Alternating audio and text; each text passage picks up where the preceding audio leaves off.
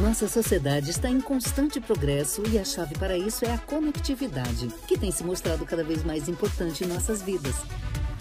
Temos a inclusão digital como objetivo, porém isso requer uma modernização das legislações municipais e regulamentos do nosso país para que isso possa se tornar realidade. Hoje, existem cerca de 300 leis municipais que dificultam ou impedem a instalação de novas antenas. Só para se ter uma ideia, atualmente as operadoras possuem mais de 4.000 pedidos de licenciamento aguardando as prefeituras. E esse problema se tornará ainda mais crítico com a tecnologia 5G, que precisa de 5 a 10 vezes mais antenas do que as tecnologias atuais. Houve avanços com a Lei Geral de Antenas numa atuação conjunta do Governo Federal, do Congresso Nacional e da Anatel, mas é preciso um esforço ainda maior para que se alcance o que é necessário para a expansão da infraestrutura lá na ponta, nos municípios. Além da legislação, é preciso avançar também em uma reforma tributária ampla, pois o Brasil é campeão mundial em tributos de telecomunicações e quase metade do valor da conta do usuário é formado por impostos. Só no ano passado foram 60 bilhões de reais recolhidos. E o mais preocupante é que em casos como os fundos setoriais, muito pouco do que se arrecada é utilizado em projetos do setor. Parcerias e grandes esforços se fazem necessários para que se possa levar a conectividade a um número cada vez maior de pessoas e para que ela seja acessível a todos os brasileiros, de norte a sul do país.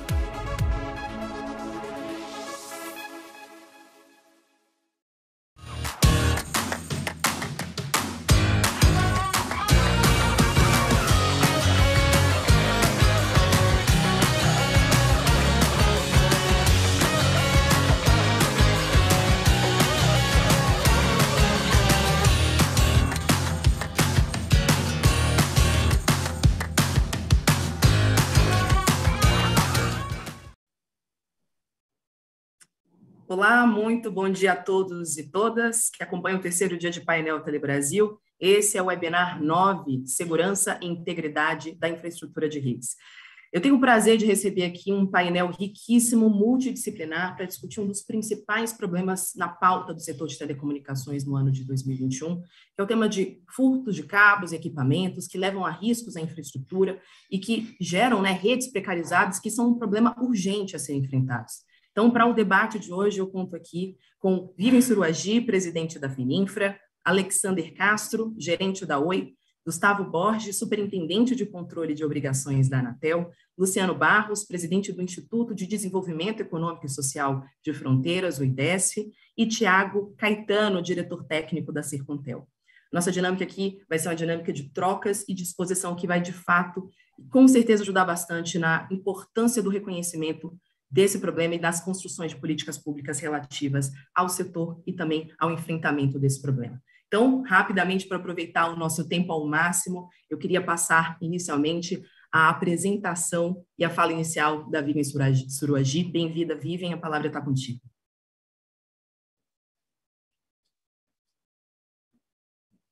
Bom dia, é um prazer estar aqui com figuras e amigos tão ilustres, não é? Alguns eu já conheço a longa data. A Fininfra, ela representa milhares de empresas que atuam em instalação e manutenção de redes de telecomunicações, call center, instalação de equipamentos, entre outros, né?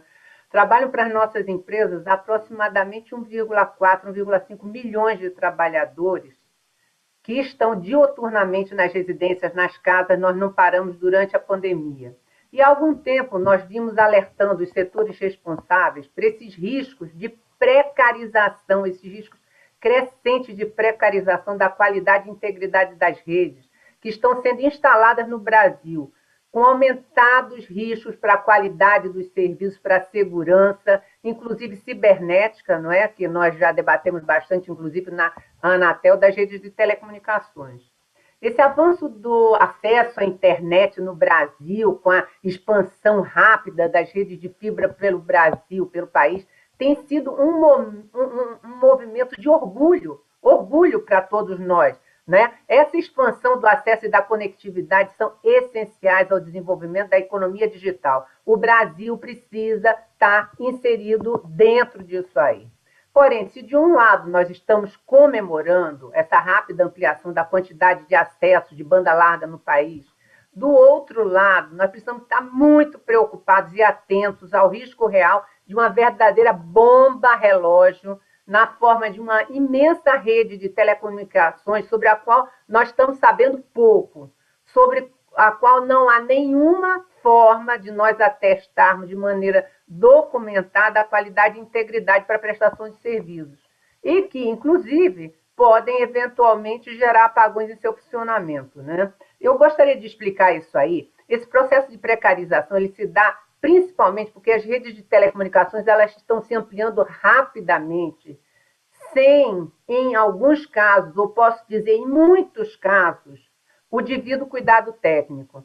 Essa expansão ela está sendo feita por novos entrantes nos últimos anos no mercado de telecom, alguns até de fora do setor, né? Para ofertar serviços de telecomunicações, serviços de banda larga fixa, de rede neutra, e, na maioria dos casos, se utilizando, isso é que é muito grave, gente, se utilizando de empresas ditas supostamente de serviços de instalação e manutenção de telecomunicações ou de mão de obra própria não registrada. Essa mão de obra própria não tem a devida qualificação técnica, bem como essas empresas fantásticas, não tem controle das boas práticas de construção, utilizam indevidamente equipamentos que têm procedência irregular ou duvidosa, que nós temos outras pessoas aqui que vão falar bastante sobre isso aí. E isso é um motivo de grande preocupação para nós, né, porque pedem atenção e medidas urgentes. Nós procuramos pesquisar uma fonte oficial de estimativa das redes de telecomunicações, mas não conseguimos, e por isso nós fizemos assim, uma extrapolação para dar a dimensão do problema. Não é? Aí eu considerei um primeiro grupo das operadoras de grande porte. Nós sabemos que a Oi tem mais ou menos 400 mil quilômetros de rede, né, tudo aproximado, a TIM em torno de 100 mil quilômetros de rede, os dados da Vivo e da Claro nós não conseguimos, mas estimamos em 250 mil quilômetros para cada grupo.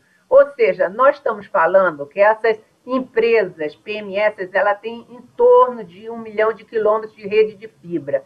E grande parte desta rede de fibra ela foi construída e é mantida por empresas sobre as quais nós, da FENINFRA, temos registro em nossos quadros de filiados. Eu quero dizer com isso que são redes sobre as quais nós podemos falar que quem construiu, nós podemos atestar um processo de qualidade, nós sabemos o que está acontecendo por ali, através dessas construções documentadas, né? Agora, por outro lado, analisando aí outras empresas de telecomunicações, a situação está completamente diferente. Nós utilizamos dados públicos de algumas empresas que nós consideramos sérias de telecomunicações, como a Brisanet, a Unifique e a Desktop, que recentemente elas abriram o capital social, né, em bolsa. E o que nós tivemos? Uma relação de 18 quilômetros, de 18 acessos por quilômetro, em média, só para fazer uma conta. E extrapolando isso para o total de acessos de banda larga computados na Anatel, que são 12,3 milhões de acessos, nós estimamos em 690 mil quilômetros de rede, apenas com base nesse registro, tá? Mas nós sabemos que tem uma grande subnotificação nessa quantidade de acesso, que fica evidente, claro, na quantidade de outorgas, que são mais de 13 mil, e a quantidade de empresas que realmente reportam dados, que somente são 3 mil. Então, nós extrapolamos, deu também outros 1 milhão de quilômetros de fibras que tem essas outras empresas de telecomunicações. Porém, nessas outras empresas, nós só podemos atestar, observar a FENINFRA, que 10%, em torno de 10% das empreitadas, são realizadas por empresas filiadas, né? O que nos permite dizer que aproximadamente, gente, é tudo estimativa, 90% desse segundo grupo de 1 milhão de quilômetros de redes podem ter sido construídos sob condições que nós consideramos altamente suscetíveis à precarização. E nós precisamos ter em mente que a instalação e manutenção de uma rede de telecomunicações vai muito além do trabalho de fixar fio em poste, né?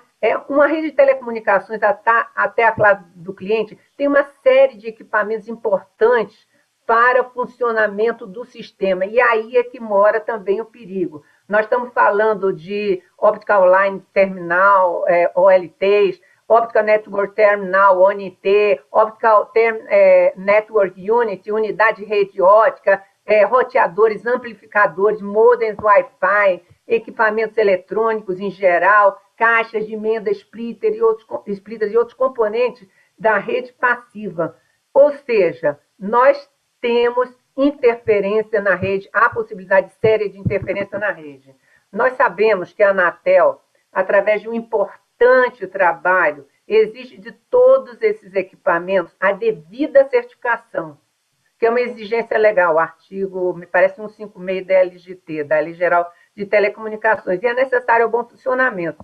Mas eu pergunto para os senhores, como assegurar que esses equipamentos estão instalados de maneira correta, que eles tenham procedência lícita, não sejam objeto de furtos, por exemplo, estejam devidamente certificadas as aplicações que se destinam, se nós não temos a informação detalhada a respeito das empresas que atuam nas redes ou dos trabalhadores que atuam nas redes. Como é que nós vamos assegurar que na rede não tenham sido instalados outros equipamentos que possam tornar esse sistema tão vulneráveis, inclusive a ações de ataque cibernético? Por isso, nós consideramos que é preciso haver um controle e supervisão sobre essas atividades, um forte controle sobre o risco de que as redes fiquem totalmente vulneráveis, com esse risco de instabilidade, degradação da qualidade, colocando os consumidores e prestadores de serviços em risco. Isso é uma coisa muito séria. Nós precisamos atentar ainda que as redes de telecomunicações, elas compartilham, muitas vezes, postes e dutos com as redes de energia. Não é isso? O que faz que essas redes de uma operadora possam trazer implicações à segurança e funcionamento das redes de outras prestadoras de serviços públicos. E tem uma resolução conjunta da ANEEL e da Anatel que prevê que nos contratos de compartilhamento de postes haja cláusulas referentes às condições técnicas relativas à implementação e segurança dos serviços e da instalação e qualidade. Nós estamos cada vez mais com notícias de incidentes em que essas ocupações desordenadas no poste, sem acordo prévio com as concessionárias de energia, com uso clandestino de postes e aproveitamento de ferragem de outras operadoras, levaram, inclusive, à interrupção dos serviços aos consumidores por corte da rede ou ações de fiscalização dessas empresas de energia. E os principais prejudicados quem são? Somos nós todos, os consumidores. Então, é necessário zelar pela segurança das prestadoras, das empresas de serviço, dos trabalhadores, e isso não implica somente em adequação da mão de obra, mas também do registro adequado trabalhista, obediência às regras fiscais e tributárias, utilização de equipamentos de proteção adequados ao tipo de empreitada e muito mais, né? Eu quero relembrar, como eu disse aqui anteriormente, nós estimamos que metade das redes do Brasil foram instaladas até o presente momento sem uma garantia de que tenha havido uma competência técnica ou qualidade para isso. E nós não podemos permitir que continue essa implantação de rede nessas condições. Eu gostaria de lembrar aqui os recentes e firmes trabalhos realizados pela Anatel em conjunto com a Ancine no combate à pirataria de conteúdos audiovisuais também apontam para um dado alarmante. Equipamentos utilizados na casa dos consumidores podem estar sendo utilizados por cybercriminosos para roubo de dados pessoais ou uso dos equipamentos domésticos de usuários para atividades totalmente ilícitas, gente. Nós estamos falando de TV Box, roteadores, Wi-Fi, sem certificação da agência. E no caso de furtos de equipamentos, os dados são terríveis, são assustadores. No ano passado, foram registrados no Brasil 96 mil ocorrências de furtos e roubo de cabos de equipamento, equivalente a uma extensão de 4,6 mil quilômetros de fios. Um prejuízo de R$ 1 bilhão para empresas de telecomunicações, das empresas de serviços ou operadoras, devidamente constituída. E há alguns anos esses furtos estavam restritos às redes de cobre, cujo metal, todo mundo sabe, tem alto valor de sucado e pode ser derretido, né, com o reaproveitamento. Mas agora nós estamos vendo um aumento significativo no furto de fibras e outros equipamentos de rede, né? E a preocupação com a integridade das telecomunicações aparece num decreto 10569 de 2020. Ele é muito importante, que estabelece a Estratégia Nacional de Segurança de Infraestruturas Críticas. Então, os senhores vejam a situação. Uma empresa séria constrói toda a infraestrutura de telecomunicações e tem sua fibra e equipamentos roubados. E, de repente, esses mesmos equipamentos e fibras, por milagre, eles vão parar em empresas inidôneas, aventureiras e irregulares que compram de atravessadores, né? Então, nós estamos falando também de a questão de segurança cibernética. A construção e manutenção de redes implica na manipulação e instalação de equipamentos eletrônicos. Nós temos que estar atentos a isso aí, tá certo? Tem todos os regulamentos. E eu gostaria de finalizar dizendo e ratificando, no processo de construção e manutenção das redes, parte relevante da infraestrutura fica exposta e acessível à intervenção e manipulação humana. E são etapas críticas que podem expor as redes a grandes riscos, seja pelas intervenções de baixa qualidade técnica, seja pela utilização de equipamentos de procedência duvidosa, não certificados, adulterados. São equipamentos fundamentais para operações das redes. Portanto, é impossível nós dissociarmos a implementação e manutenção das redes da integridade das infraestruturas críticas de comunicação e da segurança cibernética. E principalmente agora, né, que nós temos o leilão do 5G, onde nós teremos muito mais informação trafegando a velocidades até 100 vezes maiores. Muito obrigada. Perfeito, Vivian. Eu acho que você já deixou o gancho levantado para a fala do Alex, que acho que nesse momento que a gente está falando sobre os aumentos de casos e ocorrências e o impacto na rede, eu acho que nada mais adequado do que já passar a bola para o Alexander Castro, gerente da Oi, que vai também contar um pouco da perspectiva da empresa sobre o problema. Bem-vindo, Alex. Obrigado, bom dia, Dani, bom dia aos colegas de mesa, bom dia a todos aqui que nos assistem aí pela internet.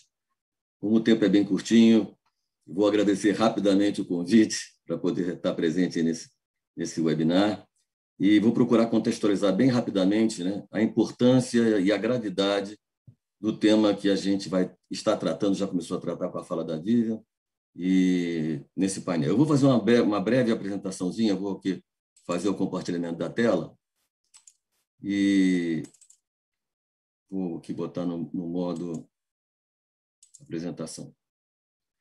Bom, a ideia nossa aqui é fazer essa contextualização do problema, né? E é importante que a gente fale que a gente está falando de dois grupos de situações. O grupo do vandalismo, roubo e furtos e o grupo do impedimento de acesso. São duas coisas que têm uma superposição muito grande, quer dizer, tem muitos pontos em comuns, mas tem suas particularidades, suas peculiaridades. Quando a gente fala de roubos, furtos e vandalismo dirigido, e por que eu falo vandalismo dirigido? Porque esse vandalismo não é mais o vandalismo que a gente tratava no início dos anos 2000, né? Aquele vandalismo onde um grupo de jovens se excedia na bebida e, eventualmente, arrancava lá um monofone de um TP e deixava aquele TP inoperante, né? A gente está falando do vandalismo premeditado, né? Orquestrado, né? Com um objetivo claro de conseguir a interrupção de um serviço de telecomunicações que está sendo prestado através daquela infraestrutura. Então, a pessoa vai lá e premeditadamente corta os cabos ou faz qualquer outro tipo de dano na infraestrutura. Então, esse grupo de roubos, furtos e vandalismo dirigido, ele com certeza afeta a oferta do serviço, prejudica os assinantes, né? Porque os assinantes deixam de ter o serviço, o usufruto do serviço, trazem prejuízos financeiros significativos para as empresas e, principalmente, também afetam a imagem das prestadoras, né? O impedimento do acesso, ele traz um fator muito preocupante para a Oi, por exemplo, que é a possibilidade de se colocar em risco a vida dos colaboradores das prestadoras, sejam diretos ou sejam terceiros, né?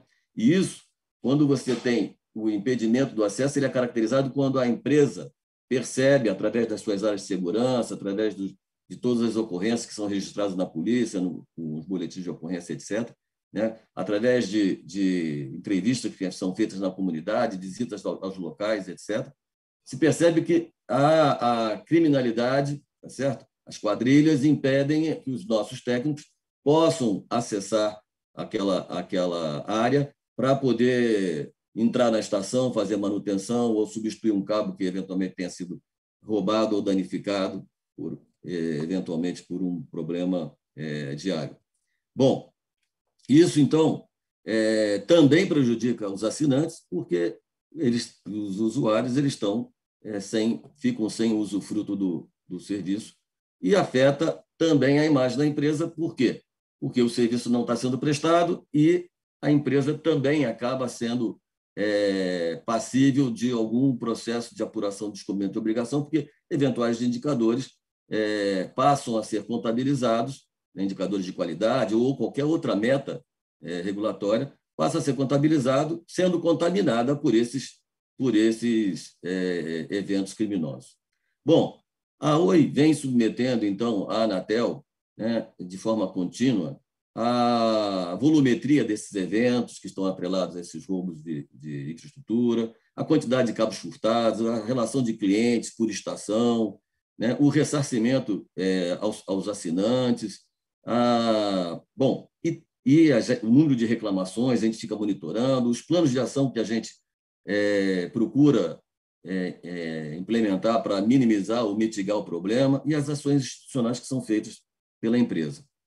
Isso a gente tem recorridamente apresentado à Anatel. São mais de 12 correspondências que a gente fez no último ano. Bom, como a Vivian já mais ou menos antecipou, o problema não é um problema mais agora que a gente entende de baixa relevância, pouco significativo. Pelo contrário, tá? São 73 mil registros de furto, como foi mencionado, e não são mais só cabos de cobre. A gente está falando de próprio cabo de fibra ótica também, a questão relativa a placas de equipamentos, DWDM, POT-N, né? Às vezes o cara entra na estação, rouba o bastidor inteiro, bom, o que derreter as placas e derreter o bastidor não tem serventia para eles. O que eles vão fazer é utilizar esses equipamentos para prestação de serviço clandestino, tá certo? Então, a gente tem, só de placas e equipamentos de transmissão, 1.000 equipamentos foram roubados em 2020, 28 mil baterias foram roubadas e 6,7 milhões de clientes tiveram, então, seus serviços interrompidos, o que mostra que o problema já é grave e vem crescendo, Bom, esse gráfico que estou mostrando aqui é só para mostrar o mapeamento que a Oi faz, por exemplo, na cidade do Rio de Janeiro, né? Em agosto de 2019, nós tínhamos 25 comunidades com impedimento. Quer dizer, áreas da cidade do Rio de Janeiro, onde seja a milícia, seja o tráfico, não permitia que as empresas colocassem os seus profissionais lá para trabalhar, né? Já em fevereiro de 2021, o número aumentou para 81 comunidades com impedimento. E se a gente considerar agora 1º de setembro, né, o número de comunidades de áreas com impedidas são 105.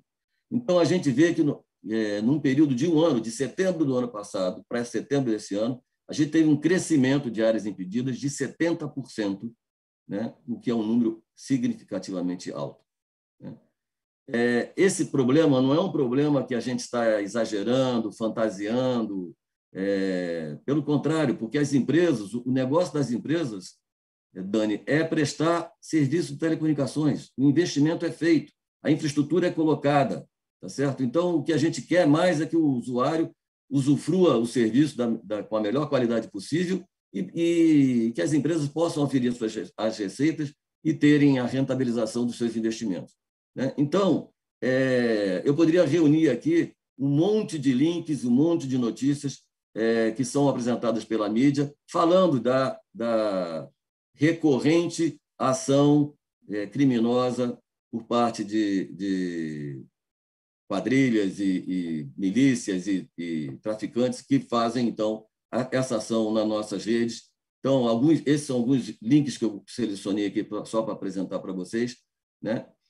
Então, a Polícia Civil, na medida do possível, procura fechar o cerco em relação ao caminho desse cobre, porque a gente não está falando mais daquele craqueiro que vai roubar um pedaço de cabo para derreter e fazer dinheiro para comprar a droga para ele. A gente está falando de organização criminosa, quadrilhas, que efetivamente fazem o uso desse material roubado, seja para tratar como sucata, seja para fornecer para entidades que fazem uso desse tipo de serviço clandestino. E quem paga essa conta? Quem paga a conta somos todos nós, né? São todos, porque essa situação afeta toda a cadeia produtiva, né? Porém, o cidadão consumidor ele fica impedido, sim, de usufruir serviços essenciais. E é preciso dizer que isso afeta bombeiros, afeta hospitais, afeta, ou seja, escolas, um monte de outros serviços, que nada tem a ver com telecomunicações, mas como telecomunicações é um setor estruturante, né, eles acabam sendo afetados. É importante que a gente ressalte aqui, nesse comecinho, que o problema é grave, é importante, é significativo, e não dá mais para dizer, nos dias de hoje, que o problema faz parte do risco de negócio, ou que a tecnologia deve ser usada uma tecnologia que possa ser mais adequada ao problema de segurança pública, porque a gente sabe que a ocorrência criminosa está atingindo não só redes wireline, como as redes de cabos e fios, como as redes wireless também, como as próprias redes móveis. Bom, como que o setor, então, pode reagir a essa onda de criminalidade? Nós não temos DNA de segurança pública, de resolver problemas de segurança pública, não é nossa linha, né? O que a gente pode fazer realmente é mobilizar as autoridades, né, e os formadores de opinião, e a gente tem trabalhado, a Oi tem sido uma verdadeira protagonista não só na Conexo, mas também porque esse problema também não afeta só telecomunicações, afeta outros serviços, né, essenciais, como energia, transporte, a questão de água, correios, etc.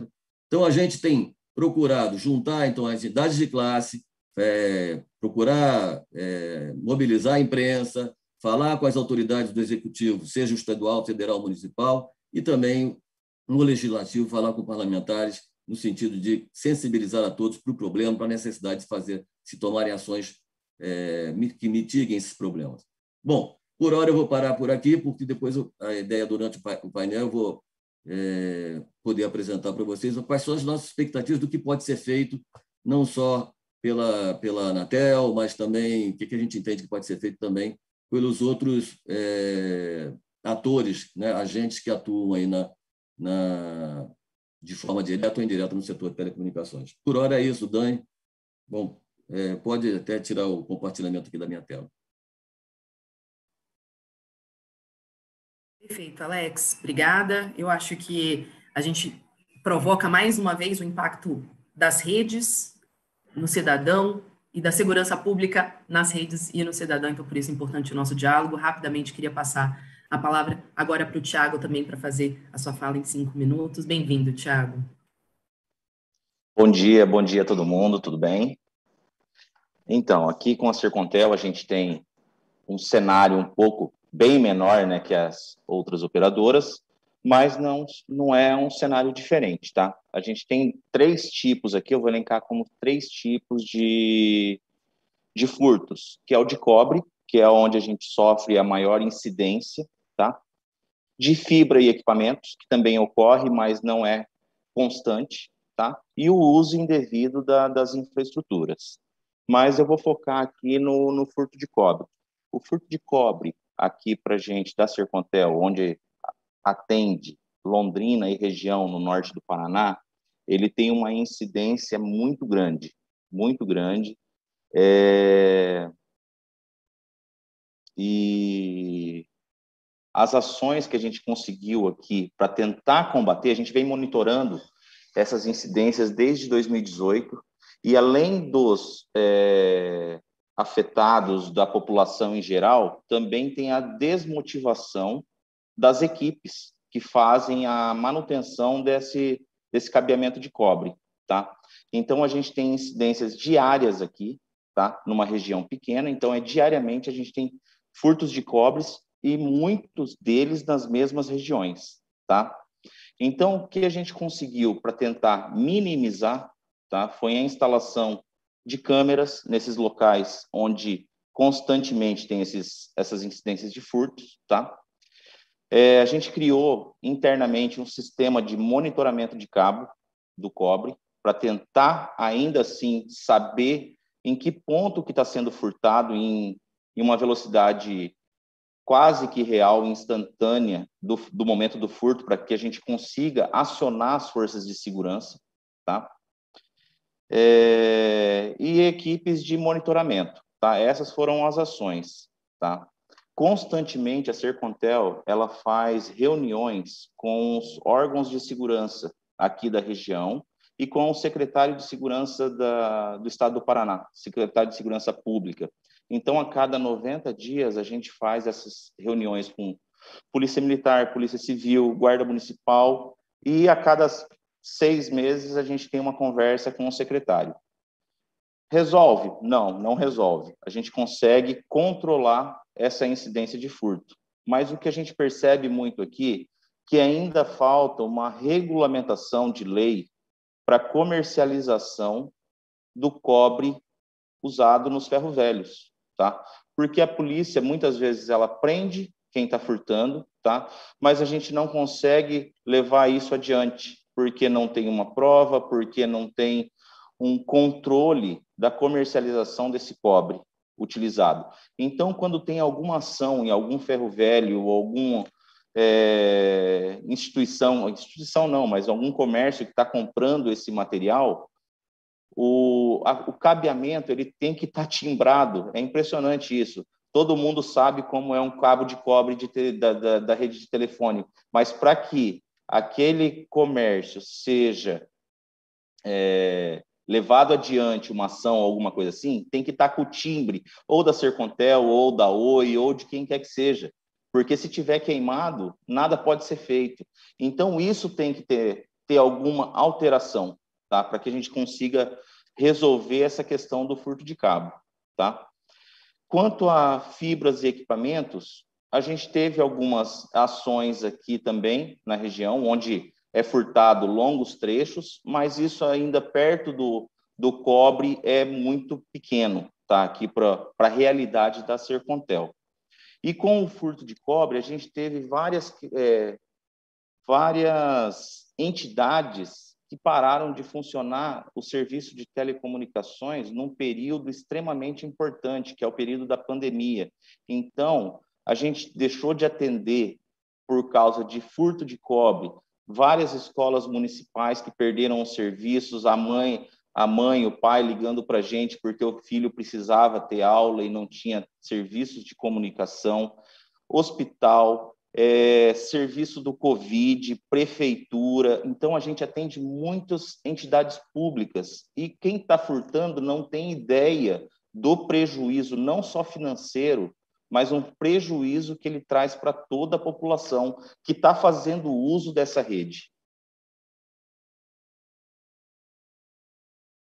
Então, acho que só vim trazer um breve cenário aqui do que a gente passa e como a gente está enfrentando essas questões do furto de cobre, fibra e o uso indevido, que também a gente tem alguns cenários do uso indevido de posteamento ou infraestrutura subterrânea, mas isso é um outro caso que não vem ao caso. Perfeito, Thiago. Acho que é interessante até depois da fala que a gente teve do Alex fazer o link, né? Que não são só as grandes empresas e o maior número de clientes, né, das grandes empresas, mas também empresas de menor porte e também o perfil regional sendo afetado por esse tipo de problema. Então a gente continua esse papo também daqui a pouquinho e já vou passar a palavra rapidamente aqui para o Luciano Barros, presidente do IDESF. Bem-vindo, Luciano. Abro a palavra aqui também para você por 5 minutos.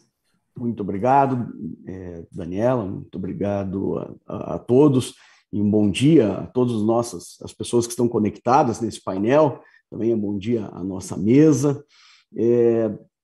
O tema, segurança e integridade de infraestrutura, quem sabe a segurança e integridade seja uma dor de qualquer setor, o setor da economia. Nesse setor de telecom, os desafios são gigantescos. Nós temos um país de dimensões continentais, são 8,5 milhões de quilômetros quadrados, que em alguns pontos desse território se inicia um processo de propagação, de aumento da conectividade, né? E isso gera também uma oportunidade para o mercado ilegal. E quem sabe seja aí a grande dor, a segurança e a integridade conseguem ser desestabilizadas com esse mercado ilegal. Então, é o grande desafio que nós temos. Para vocês terem uma ideia desse tamanho, dessas... Nós mapeamos em 2018, num estudo chamado Mercado Ilegal de Telecomunicações, 4 grandes modalidades criminais operadas pelas bandas criminais. O roubo de produtos, o furto de produtos de telecom, que vocês amplamente aqui nos falaram. O contrabando e descaminho, muitas vezes contrabando mesmo, porque são produtos que ingressam em território nacional sem a devida certificação da agência reguladora, então é contrabando. Se classifica como contrabando, não como descaminho. A fraude na importação de algumas é a terceira modalidade criminal. Muitas empresas trazem produtos declarando outras coisas, com NCMs trocados, com valores declarados que não são verdadeiros.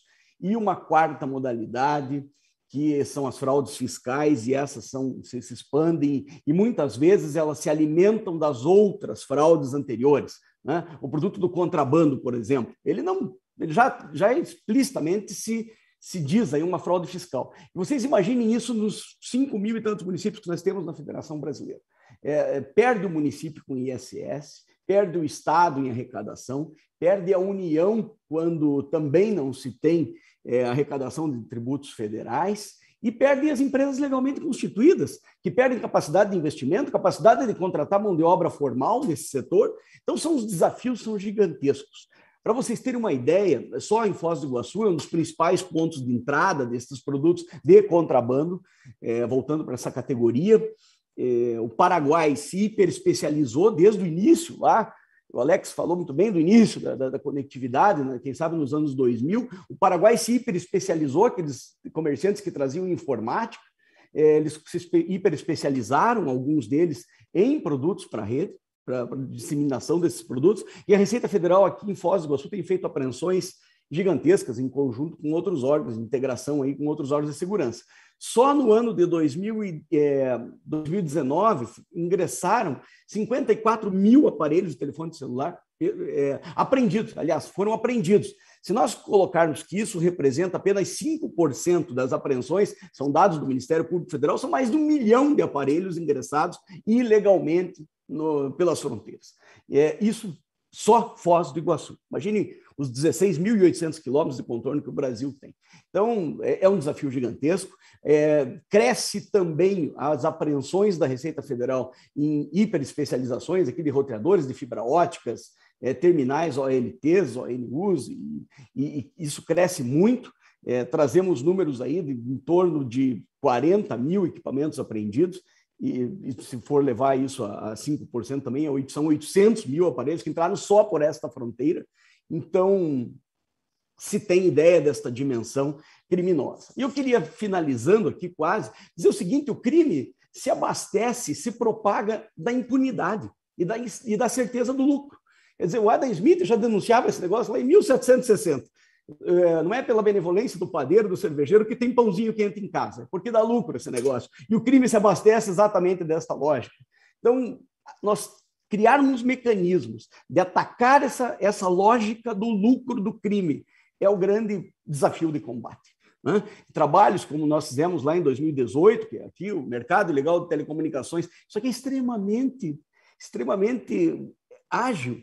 Hoje é um cenário, amanhã eu tenho outra fotografia. Então, quer dizer, atualizações desses dados, atualizações de técnicas, táticas de combate que possam nos ajudar, seja com políticas públicas, Gustavo, isso é muito importante, o trabalho da agência, seja pelo trabalho do jurídico das empresas, e seja pela sociedade civil entender de uma vez por todas a identificar estas áreas, essas atividades das bandas criminais, e quando chegar um técnico na sua casa, dizer o seguinte: esse modem não é certificado, eu não quero que o senhor instale essa rede aqui, porque eu estou vulnerável, eu estou aberto aos outros crimes.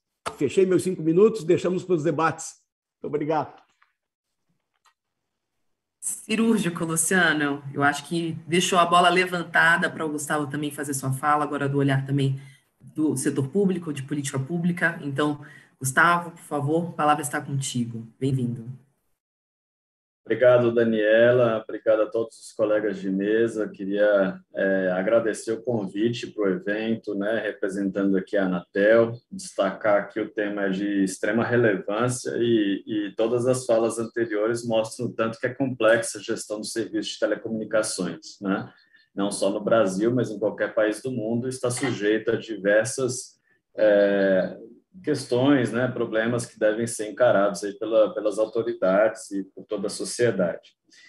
Bom, a LGT traz a Anatel como figura de regulação do serviço de telecomunicações e a agência tem feito uma regulamentação ao longo dos anos, né, vem fazendo toda uma estratégia de gestão da regulação do serviço, né? Mas, basicamente, o prestador de serviço ele precisa, né, de ter uma outorga. Essa outorga, essa autorização de prestação de serviço, ela é regulada, é regulamentada, tem requisitos de prestação de serviço. Existem regulamentos sobre a certificação de equipamentos, quais equipamentos podem ser utilizados, né? Existem regulamentações sobre as interconexões, né? Nenhuma empresa funciona isolada das demais empresas e do mundo, né? Para a empresa prestar um serviço para o consumidor final, ela tem que prestar um serviço que conecte com a internet, com o mundo, que conecte com outras prestadoras. Então, não adianta ela fazer qualquer prestação de serviço, tem que ser uma prestação de serviço que se interconecte com as outras empresas. Então, existem protocolos associados a essas interconexões, né? Existe uma questão de qualidade de serviços, existe um regulamento, o RQual, que determina parâmetros de qualidade para todos os municípios do Brasil, né? Em breve a gente vai ter selos de qualidade. Agora, daqui a 2 meses, começa a medição oficial para a gente gerar selos A, B, C, D ou E de qualidade de serviço para cada empresa em todos os municípios do Brasil. E aí não para todas as empresas, mas para as grandes e para as pequenas que tenham feito adesão a essa regulamentação. Já foram mais de 15 no momento. A gente tem também uma regulação dos serviços de telecomunicações. Cada serviço pressupõe uma série de regras, né, que devem ser observadas. Temos regulamento de segurança cibernética, recentemente aprovado pela Anatel, que pressupõe uma gestão de riscos dos incidentes cibernéticos, um ambiente de cooperação, de boas práticas, de notificação de incidentes e atuação responsiva. Temos nesse regulamento também complementado por atos, um ato número 77, com requisitos de segurança cibernética para equipamentos, né? Então, de fato, existe toda uma preocupação, toda uma regulamentação do que deve ser feito de prestação de serviços de telecomunicações. Mas, além, como vocês colocaram, existem as medidas, existem as empresas, os profissionais ou até as questões de segurança, né, que impedem, eventualmente, o uso dessa regulamentação, né, a adoção de todas as obrigações que a Anatel impõe, né, determina. Então, em razão disso, nós temos fiscalização, né? Temos uma equipe de mais de 500 profissionais alocados na Superintendência de Fiscalização, com atuação nos 27 estados da federação, além de uma Superintendência de Controle de Obrigações com mais de 80 servidores dedicados também a controlar o cumprimento dessas obrigações todas que citei. A agência faz acordos, né, com autoridades de segurança para atuação, né, em todos os casos mais relevantes, que tem algum também risco para os servidores da Anatel, os fiscais, ou quando, de fato, se precisa de uma inteligência para além do setor de telecomunicações, né? Então, nós temos, até no caso do Rio de Janeiro, como colocado, né, nós temos um diálogo, feito um debate, atuação junto a autoridades policiais do Estado para buscar com inteligência, fazer um contra-ataque, digamos, de reduzir, né, os problemas que têm sido percebidos e que a Anatel reconhece como, de fato, urgentes, né, e preocupantes, que afetam, de fato, toda a sociedade. A agência faz acordos de aduaneiros, né, faz com acordos de alfândega, né, para evitar a entrada de equipamentos não homologados. Então, a gente tem feito cada vez mais parcerias aí com a Receita Federal, entre outros atores. Temos feito atuação com marketplaces, né, que são as empresas que se especializam em vender produtos pela internet, né, como Mercado Livre, Submarino, dentre outros, né? Então, a agência tem feito acordos com eles para evitar que eles permitam a venda de produtos não homologados, né? Esses produtos ilegais em serviços de telecomunicações. E bem como temos feito comunicação com a população sobre a conscientização, né, contra fraudes, contra questões de segurança, feito a conscientização a respeito de todo esse ambiente de serviços de telecomunicações, né? Então, a agência entende que essa regulamentação ela é bem cuidadosa em relação às redes de telecomunicações, à segurança dos serviços, qualidade dos serviços, ainda mais agora com o edital do 5G, né? A gente vê uma importância de se reforçar aspectos de segurança e qualidade dos serviços, e atua com a fiscalização e controle dessas obrigações, tanto por meios próprios, com várias apreensões que foram feitas, vocês têm acompanhado nos noticiários, né? Bem como com diálogo com autoridades policiais, né? Autoridades de segurança pública, porque, de fato, a agência não é esse órgão também omnipresente, universal, né? A agência tem uma atuação sobre o setor de telecomunicações, mas tem outras autoridades associadas a questões de segurança pública. Então, a gente faz um diálogo, busca ter uma cooperação e busca resolver esses problemas e também cada particular também tem sua parte, né? Como cada empresa que demonstrou faz suas próprias atuações também buscando a reação a esses crimes. Então, é uma atuação conjunta e que sim, temos que, uma vez que eles têm sido cada vez mais frequentes, né? A gente tem que buscar cada vez a aumentar o nível de resposta também setorial. Agradeço, Daniela, pelos 5 minutos, acho que foi isso, e a gente fica à disposição para o debate. Muito obrigado novamente pelo convite. Nós que agradecemos aqui, Gustavo, acho que fizemos um bom kickoff, fizemos vários pontos para que a gente possa puxar nossas perguntas, e eu acho que para que a gente possa aproveitar da melhor forma, eu também já vou ser breve aqui, endereçar a primeira pergunta, e aí vou sugerir a resposta nessa ordem: Vivian, depois Thiago, depois Alex. Peço, por favor, uma média de 2, 3 minutinhos para que a gente possa seguir também para as próximas perguntas. Então, primeira pergunta: quais os impactos que o problema do furto de cabos e equipamentos está gerando para o mercado e se vocês estão notando esse aumento na incidência desses tipos de crime? Então, Vivian, Thiago e Alex, por favor. Bom, o impacto está sendo muito grande, né? Porque, primeiro, com relação à segurança do trabalhador, segundo, a paralisação das atividades, que gera paralisação para o consumidor, terceiro, perdas milionárias, né? Quarto, utilização de equipamentos ou adulterados ou equipamentos não homologados. E veja, eu gostaria de pegar algumas palavras que foram ditas aqui. Nós precisamos realmente, efetivamente, como disse o Luciano, até anotei, combater a lógica do crime, não é? E o meu amigo Gustavo, que eu apoio muito o trabalho, é um trabalho muito sério que faz na Anatel, falou assim, que nós temos diversos regulamentos, e realmente a Anatel está de parabéns, porque todos os pontos a Anatel pegou. Agora, apesar dos mais de 500 fiscais que estão atuando para tentar coibir as irregularidades, não seguir os regulamentos, nós estamos vendo que as obrigações e exigências são muito maiores para operadores do que para as outras empresas de telecomunicações que são responsáveis por metade das redes que tem aqui no Brasil, segundo a nossa estimativa, né? E que está havendo, sim, uma propagação de empresas inidôneas, fantasmas, trabalhadores não treinados, roubo de cabo e equipamentos. Então, para solucionar isso aí, complementando a minha resposta, eu acho que a Anatel, ela deveria, é a mais qualificada para coordenar uma atuação conjunta de todas as instâncias dedicadas ao acompanhamento desse funcionamento da infraestrutura crítica no Brasil, né?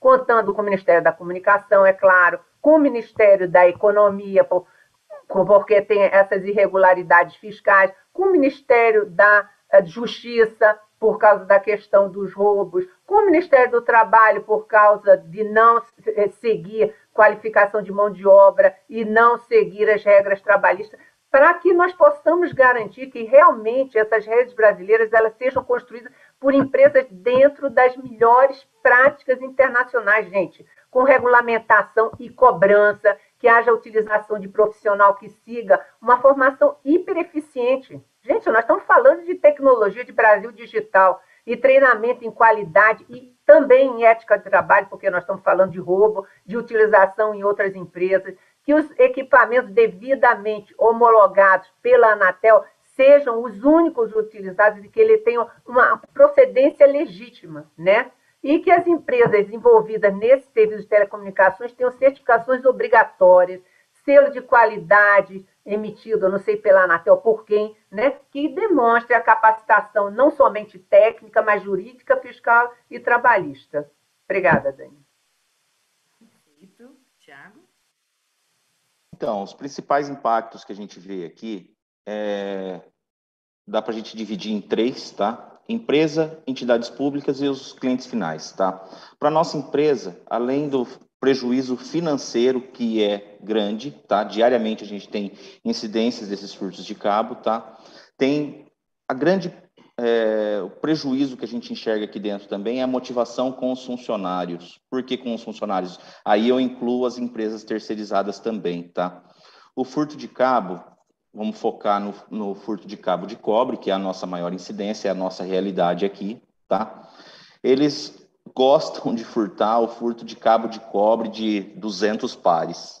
Esse furto de cobre de 200 pares são 200 pares de fio que tem dentro de um cabo, onde a equipe tem que, assim que aconteceu aquele furto, para fazer todas essas emendas, testar todos esses pares, para que esse serviço volte a operar o mais rápido possível. E na noite seguinte é furtado o mesmo cabo. E na noite posterior, o mesmo cabo. E na outra noite, o mesmo cabo.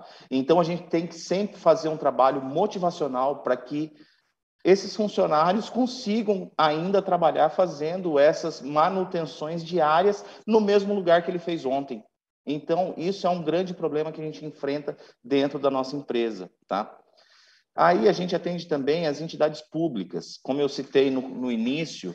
Então, o prejuízo também são serviços de hospital que para. A Sercontel hoje ela atende cerca de, como é uma operadora regional, e regional a gente atende cerca de 17 mil entidades públicas.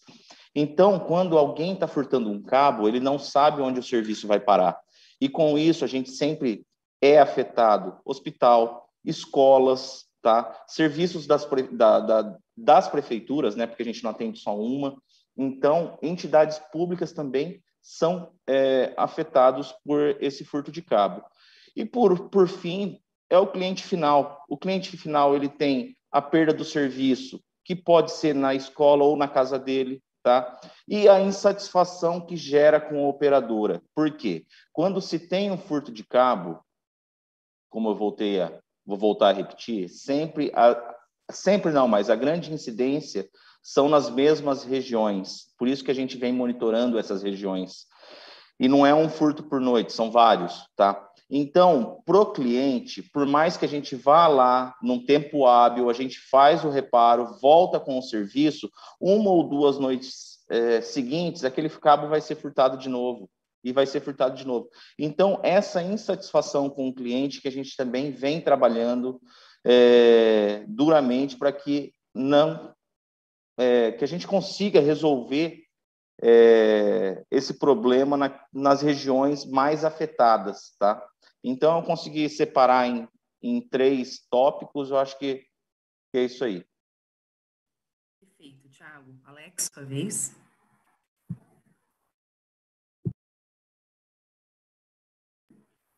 Alex, o microfone está fechado. Desculpe. Imagina. Para economizar o tempo, eu vou querer fazer questão de reforçar a fala tanto da Vivian quanto do Tiago. E quero dizer para vocês que o que o Tiago comentou com relação a esses reparos recorrentes que você vai lá, conserta num dia, conserta depois, tem que consertar no outro, né? E isso, se você considerar uma grande empresa de abrangência nacional, né, você vê que a situação fica absolutamente crítica, né? E é como eu falei, a situação hoje é inaceitável, né? O que está acontecendo, eu vou resumir, é o sequestro, né, de serviços essenciais para o cidadão, né? É inaceitável que a gente tenha, numa determinada cidade, né, 105 áreas impedidas, tá certo? De você fazer o acesso lá. Isso é inaceitável. Então, ações precisam ser tomadas e precisam... E envolvem vários... Não diz respeito só à Anatel, né? Porque a gente entende, como a Vivian colocou, que a Anatel tem diálogo, como o próprio foi colocado pelo próprio Gustavo, diversos regulamentos, mas o fato é que, apesar de todo esse arcabouço legal e regulatório que existe, tá? Apesar da estrutura que tem de fiscalização, hoje, né, não está sendo suficiente para evitar que esses acontecimentos cresçam e que a situação tenha índice de crescimento de 70% nos números de roubos e furtos. Bom, eu vou também parar isso para dar tempo aos outros para falarem também. Perfeito, Alex. Eu já te chamo na próxima pergunta, inclusive na abertura do próximo tema, que diz respeito a como vocês enxergam empresas e também agora sob a ótica da Anatel, os tipos de medidas que podem ser tomadas pela agência para coibir esse tipo de problema e como esse assunto também pode ser endereçado por outros órgãos de governo. Então, eu vou endereçar na ordem agora Alex, Tiago e Gustavo. Então, primeiramente, Alex, já retorno a palavra para você. Ok, Dani, obrigado. Bom, eu vou também procurar ser bem breve. Bom, basicamente, eu vou listar aqui algumas ações, tá certo? Que é preciso realmente fazer envolver executivo, legislativo, poder judiciário, né? Todos, empresas, né? E até o próprio cidadão, tá certo? Deve estar engajado para que a gente consiga de forma conjunta tomar medidas que tenham eficácia e que possam efetivamente mitigar o problema, tá certo? Bom, como foi já comentado, primeiro que a gente deve trabalhar para que ocorra o endurecimento das penas, para quem rouba e para quem recebe. Isso é fundamental. Porém, só isso não é suficiente. A gente tem casos aí, catalogados pela OI, né, de um mesmo sujeito ter sido preso 57 vezes num período de 6 meses. Tá certo? Então, o fato é que precisamos ir além. E é dentro da linha do que foi colocado pelo Tiago, que a gente precisa, sim, ter o controle, tá? No que diz respeito à comercialização desse cobre e desses equipamentos. Então, o sancionamento deve existir leis, e a gente está trabalhando fortemente nisso no Congresso Nacional, no sentido de fazer com que o sancionamento passe pelo confisco de toda a mercadoria roubada, que tenha bloqueio de CNPJ e que inviabilize mesmo a manutenção do negócio clandestino. Tá certo? A gente entende que o papel da Anatel, apesar dela não ter no DNA dela, ela não ter também segurança pública, não faz parte do DNA dela, mas o fato é que é importante a atuação conjunta da Anatel com essas autoridades federais de segurança pública, como o próprio Gustavo disse que já a Anatel vem fazendo isso, tá certo? Mas principalmente para identificar essas áreas impedidas. Por exemplo, não adianta, quer dizer, a OI faz, cataloga, né, a todas as áreas impedidas, mas seria importante ter o reconhecimento da agência, né, seja participando junto conosco, né, ou porque nossa área de segurança vai identificar lá as áreas impedidas usando uma série de regras e de caracterização dessas áreas impedidas, que seria importante, então, que a Anatel participasse desse trabalho de identificar e reconhecer. Outro problema é que a questão relativa a um tratamento especial, a aplicação do marco regulatório aplicável ao setor, nas áreas impedidas, e também onde você tenha as ocorrências de roubo e furto que possam ser caracterizadas como força maior. Porque não é razoável, hoje como funciona? Funciona da seguinte forma: o roubo aconteceram 10 roubos na mesma área ali. E olha que as empresas tomam os cuidados que foram mencionados pelo Tiago, de fazer monitoração, de colocar protetores lá nos bastidores, um monte de soluções que são contratadas para aumentar a robustez e minimizar as incidências de roubo. Mas acontecem, ou o próprio vandalismo dirigido, né? A gente está agora acontecendo na Baixada Fluminense, que a gente tem experimentado aí nos últimos dias diversos rompimentos intencionais, premeditados na nossa rede de fibra ótica, só para derrubar o serviço. Então, o que precisa hoje é o seguinte: o que se faz? Né? Se contabiliza todas as interrupções, aumenta a reclamação, porque o usuário vai ter que reclamar mesmo. Né? E essas reclamações, essas interrupções, o não completamento de chamadas, etc., contaminam os indicadores. E o que acontece? Abre-se um PADO, tá? Esse PADO, a gente vai lá, apresenta a justificativa. Nessa justificativa, ela pode ser acatada e pode ser entendida como um atenuante. Esse atenuante pode servir como a liberação de qualquer sancionamento, mas pode servir para, em vez de multar 2 milhões, vamos multar 1 milhão. Em vez de multar 5 milhões, vamos multar 2 milhões. Coisas assim. O que a gente defende é que, em função da gravidade do problema, em função da situação que foi exposta por todos, é que a Anatel admita que nessas áreas e que admita nessas ocorrências que seja possível você expurgar esses bilhetes de defeito, esses BDs, esses IDs que são abertos, porque são decorrentes de uma ação criminosa, um caso de força maior, tá certo? E não contamine os indicadores. E essa é uma coisa que a gente, até para trazer conforto também para a Anatel, a gente está buscando no legislativo, né, fazer com que sejam incluídas em leis essa prerrogativa de que se dê um tratamento mais flexível para a aplicação do marco legal e regulatório em situações de roubo, furto e impedimento de acesso. E, por último, a gente entende que a LGT precisa estabelecer a pena de caducidade para quem explora o serviço de telecomunicações com equipamentos roubados, furtados, etc. Né? Bom, para encerrar minha fala aqui, Dani, eu queria dizer que a gente, na Oi, junto com a Conex, a gente está buscando fazer um grande plano de mídia, um grande plano de comunicação. Nós vamos atuar nas redes sociais, nós vamos atuar com newsletter, nós vamos encaminhar correspondência para os nossos usuários, assinantes, no sentido de sensibilizá-los a denunciar, a não contratar serviços clandestinos, Estamos buscando atuar também na mídia especializada, no sentido de divulgar isso. Ou seja, aí nossa intenção é fazer realmente um grande movimento, né, para a gente poder sensibilizar a todas as autoridades que o problema é grave e que precisa ser realmente resolvido. Desculpa ter me estendido, mas era isso. Obrigado. Perfeito. Alex, eu até complementaria até na sua fala, né, o trabalho que está sendo desenvolvido pelo deputado Felipe Francischini, do PSL do Paraná, relator dos projetos de lei em tramitação hoje na Câmara, que dizem respeito ao aumento da punição, seja na própria LGT, mas também no Código Penal. Então, tem se mostrado sensível ao problema, aberto ao diálogo. Então, queria registrar também a importância, né, de que esse tema avance no Congresso e a cooperação que a gente tem enxergado no trabalho do deputado Felipe Francischini. Queria passar a palavra rapidamente, então, para o Tiago.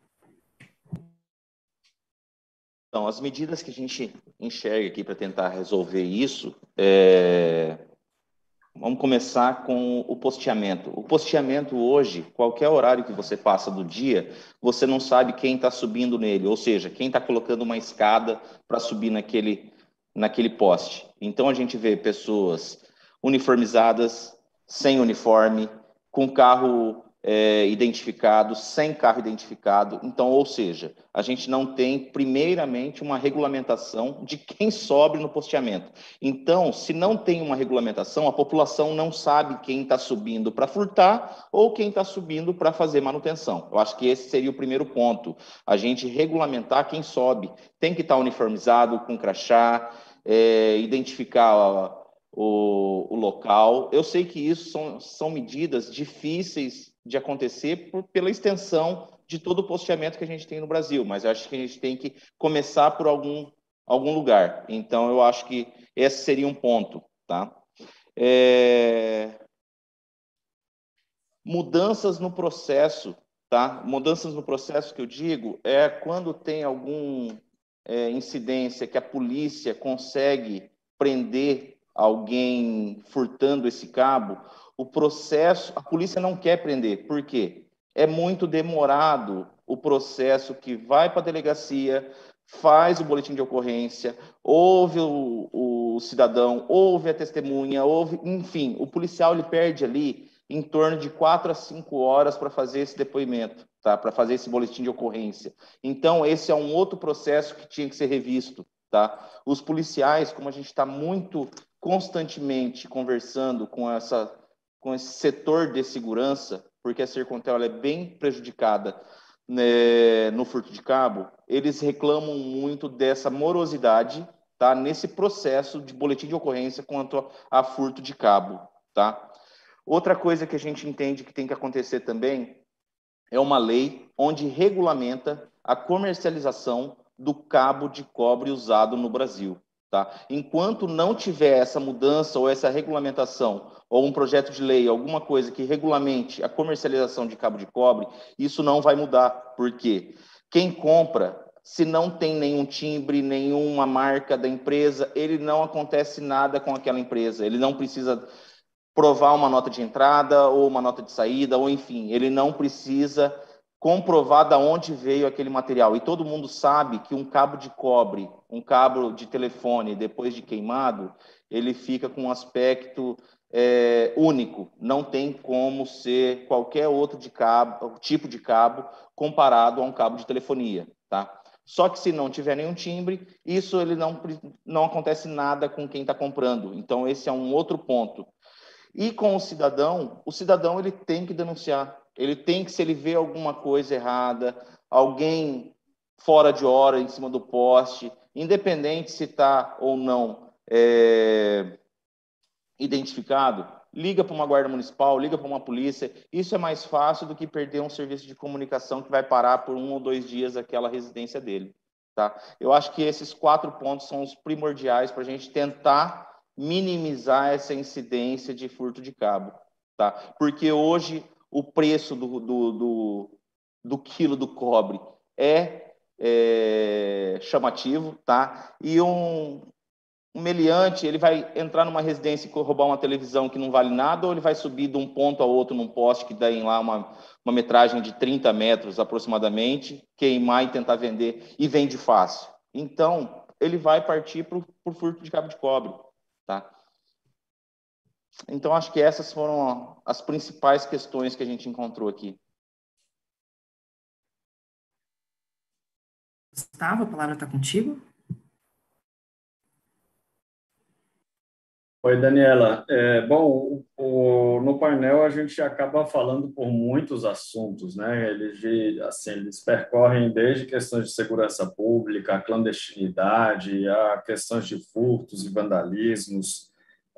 Enfim, eu queria só comentar que na parte de clandestinos, né, tirando casos que são de fato por organizações criminosas e tudo, e essas a gente tem uma atuação no aspecto de segurança, né?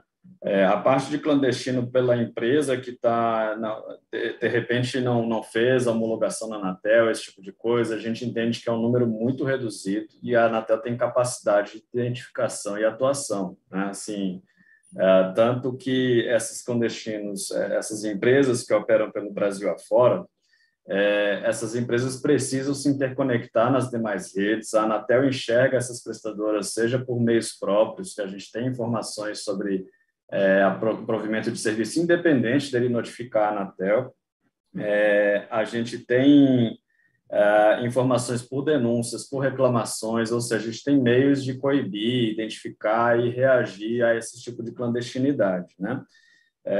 Também até sobre o uso de equipamentos não homologados, a gente tem uma atuação que é bastante, e cada ano mais busca apreensões, etc., né? Agora, quando a gente está falando de segurança pública, né? Aí, de fato, a atuação da agência sozinha não é suficiente. A gente precisa, concordo absolutamente com todos os colegas, de que a questão é do crime, o crime tem que ser coibido, com leis mais rigorosas e aplicação da lei, que é o básico, né? Acho que, assim, não adianta a gente estar aqui fazendo diversas medidas, sendo que as pessoas que estão causando, né, os criminosos, digamos assim, eles continuam atuando. Então, acho que precisa, de fato, se pegar de forma exemplar, né, as autoridades policiais fazerem um trabalho de forma exemplar, porque isso já inibe bastante, né? Não dá para você fazer tudo, né? Nenhum órgão público conseguiria atuar e pronto, acabou o problema. Não existe. Mas, assim, você fazer uma atuação que demonstre ali que teve uma reação, que teve uma prisão, que ela está sendo exercida e vai ficar por bom tempo, isso faz um papel educativo importante para que outros evitem essa prática. Então, eu acho que a chave da questão está, sim, em aspectos de segurança pública, em reformas de lei, em reformas de procedimentos policiais, né? E a agência tem feito toda a colaboração e cooperação da identificação dos problemas, o diálogo entre as prestadoras e as autoridades, né? A sensibilização dos problemas que isso acarreta.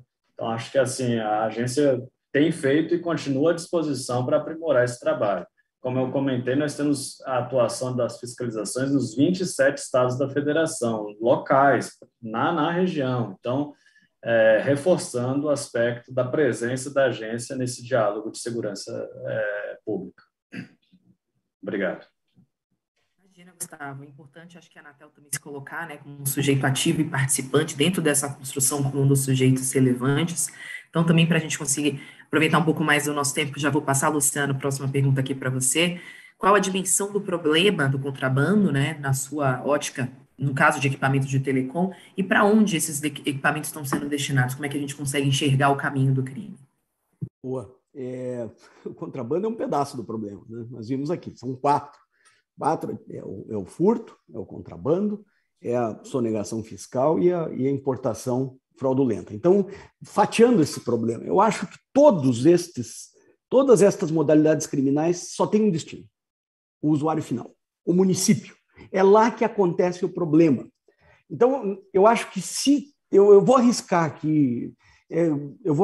aqui, Gustavo, uma sugestão.